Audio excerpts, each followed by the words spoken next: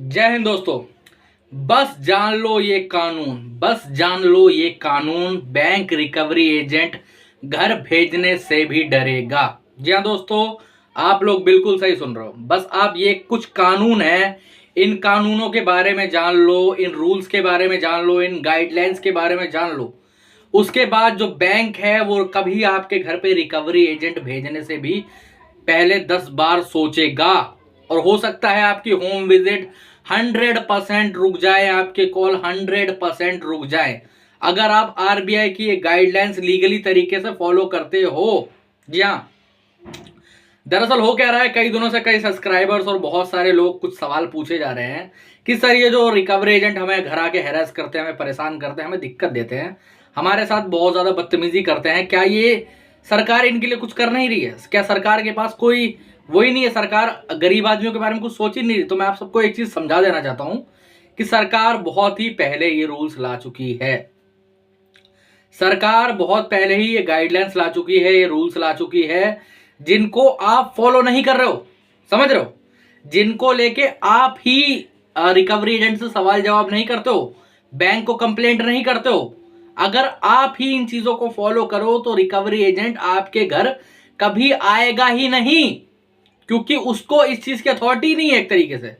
जी हाँ, आप लोग बिल्कुल सही सुन रहे हो। आप में ही थोड़ी सी कमी रह रही है, आप ही कुछ रूल्स को नहीं जान पा रहे हो, कुछ गाइडलाइंस को नहीं जान पा रहे हो। एक बार अगर आपको अपने राइट्स पता चल गए तो आप इन रिकवरी एजेंटों से कभी परेशान हो गए नहीं, कभी आपको कोई दिक्कत आएगी नहीं, कभी आपको कोई प्रॉब्लम ही नहीं आएगी।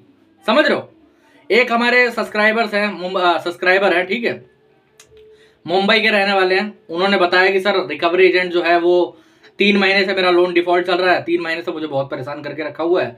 मैं तो ऑफिस चला जाता था, मेरी वाइफ वगैरह घर पे रहती थी, उन पे जाके बदतमीजी करता था, उन पे बोलता था कि आपके हस्बैंड ने लोन ले रखा है, ये है वो है, भरना पड़ेगा वरना हम ये कर देंगे वो कर देंगे। मेरी जो वाइफ है वो ये सब सुन के बहुत ज़्यादा डर गई, बहुत ज़्यादा परेशान हो गई, उसको बहुत ज़्यादा दिक्कत परेशानी आने लगी। अब इसमें सर क्या करा जाए, मेरे साथ क्या, मेरे समझ में नहीं आ रहा मैं क्या करूँ। ये चीज़ें उन्होंने मुझसे बोली, तो मैं उनको एक ही चीज मैंने उनको एक ही चीज बताई। वो एक चीज समझ गए। 10-15 दिन उन्होंने इस चीज को फॉलो करा, 1-2 होम विजिट पे उन चीजों को लगाया उन्होंने। और फिर उसके बाद आप बात नहीं मानोगे, पिछले एक महीने से उनको एक सिंगल कॉल तक नहीं आया है। समझ रहे हो? उनको एक सिंगल कॉल तक नहीं आया है बैंक से। बस उन्होंने गाइडलाइंस फॉलो करी।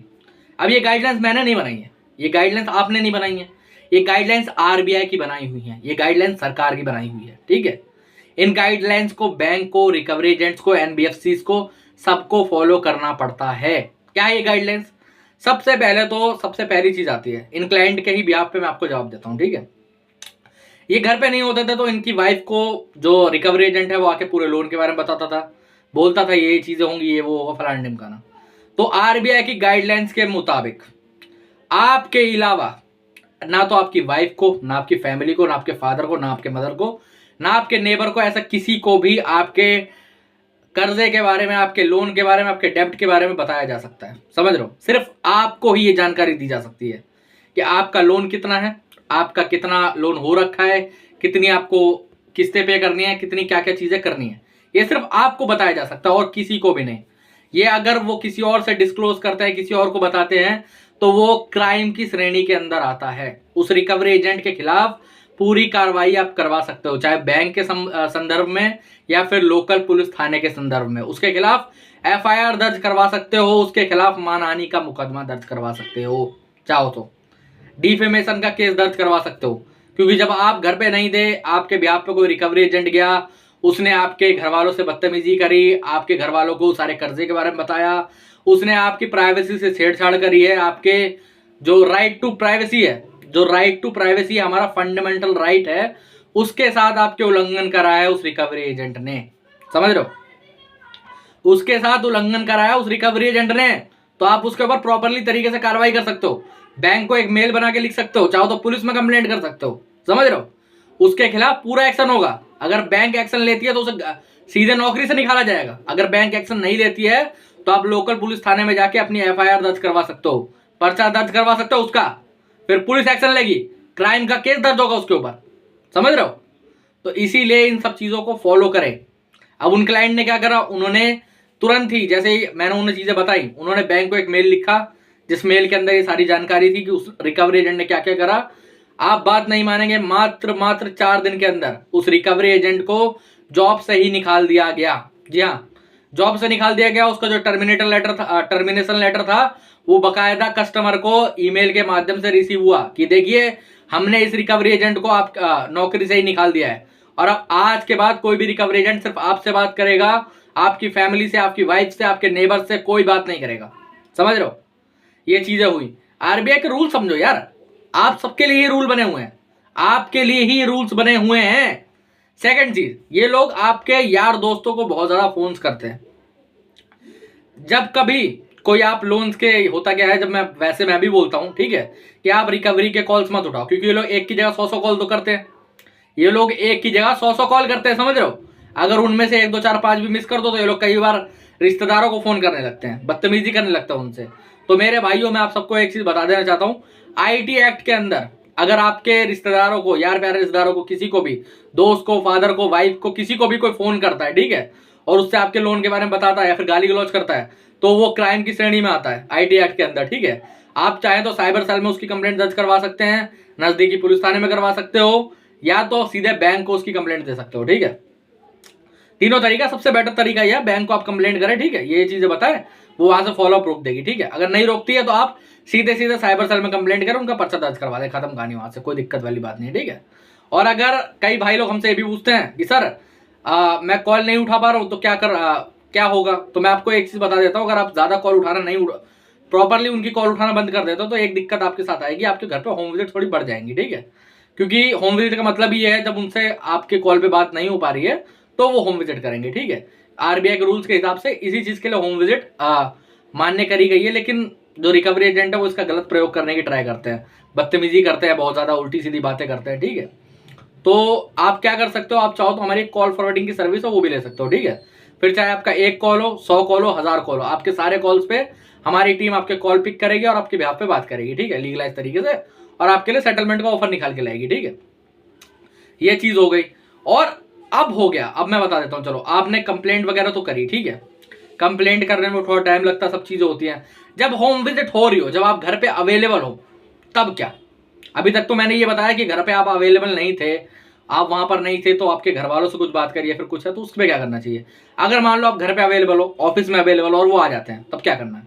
सबसे पहले तो एक चीज मैं आपको बता देना चाहता हूं कि कोई भी रिकवरी एजेंट किसी भी हॉलीडे के दिन पे आपके घर पे नहीं आ सकता या आपके ऑफिस नहीं आ सकता। दिवाली, होली, ऐसा कोई भी नेशनल हॉलीडे है, कोई भी नेशनल हॉलीडे है, कोई भी नेशनल त्योहार है, उस दिन आपके घर पे कोई नहीं आ सकता। ठीक है, संडे को नहीं आ सकता है, और ऐसे किसी भी नेशनल हॉलीडे और संडे को नहीं आ सकता, चाहे तो कुछ भी हो जाए। ठीक है, और अगर मान लो आ जाता है वो दिन, ना तो नेशनल हॉलीडे होता है ना कोई त्योहार होता है, तब क्या करना चाहिए।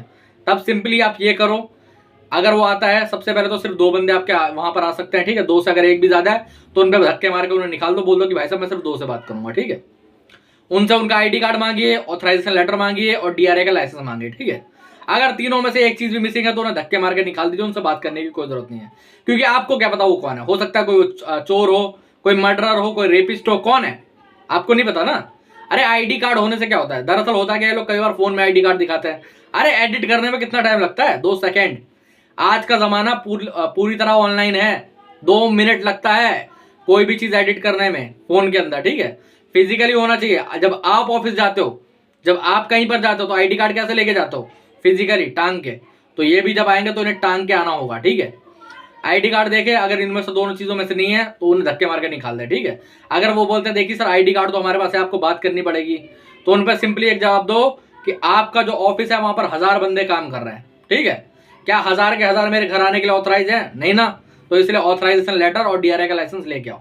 ठीक है, अगर वो इस बात पे नहीं मानते, बोलते पेमेंट तो करवानी पड़ेगी, हम तो पेमेंट लेके ही जाएंगे, तो कुछ मत करिए, अपनी जेब से अपना फोन निकालिए, वीडियो कैमरा ऑन करें, वीडियो बनाएं और वीडियो पे उनसे आईडी कार्ड, ऑथराइजेशन लेटर, सब चीजें मांगे। ठीक है, अगर वो नहीं देते हैं, वहां पर अभी भी अड़े रहते हैं, कुछ मत करें, 100 नंबर डायल करें, पुलिस में कंप्लेंट करें, पीसीआर बुलाएं और इनके खिलाफ एक कंप्लेंट दर्ज करवाएं, बदतमीजी की, सारी चीजों की, क्योंकि आपको परेशान नहीं कर सकते। देखो, आपने 1 लाख का लोन लिया हो, 10 लाख का लिया हो, 1 करोड़ का लिया हो, 100 करोड़ का लिया हो, इनके पास ऐसे कोई राइट्स नहीं है कि वो आपको परेशान कर सके। अरे विजय माल्या करोड़ों का लोन लेके भाग गया, तुम्हें क्या लगता है उसको फोन जाते होंगे? नहीं ना। जो लीगल कार्रवाई करनी है अपनी तरीके से करें। लीगल कार्रवाई के लिए किसने रोका है?